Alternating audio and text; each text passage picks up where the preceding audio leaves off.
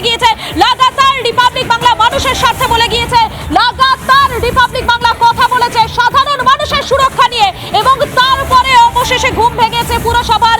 দেওয়া হয়েছে নোটিশ। দেখুন সেই ছবি দেখাচ্ছি আপনাদেরকে এই মুহূর্তে, দেখতেই পাচ্ছেন আপনারা সেই ছবি এই মুহূর্তে এক্সক্লুসিভলি রিপাবলিক বাংলায় বিধাননগর পুরসভার পক্ষ থেকে অবশেষে নোটিশ দেওয়া হয়েছে, এবং সেখান থেকে আমাদের প্রতিনিধি রুমকি ঠিক কি প্রতিবেদন তুলে ধরেছেন একবার দেখাই আপনাদের। এলাকাটা ক্রমশ দীর্ঘ হচ্ছে, আর বাগুইআটির জগৎপুর যে এলাকায় এই মুহূর্তে আমি রয়েছি, সেই এলাকায় কিন্তু একের পর এক বাড়ির এই ছবি। যে বাড়ির সামনে আমি এই মুহূর্তে রয়েছি, লাগাতার সেই খবর রিপাবলিক বাংলা কভার করেছে, এবং দুদিন ধরে টানা কভারেজের পর এবার দেখা যাচ্ছে একটা নোটিশ। সেই ছবিটা এই মুহূর্তে দেখানোর চেষ্টা করব।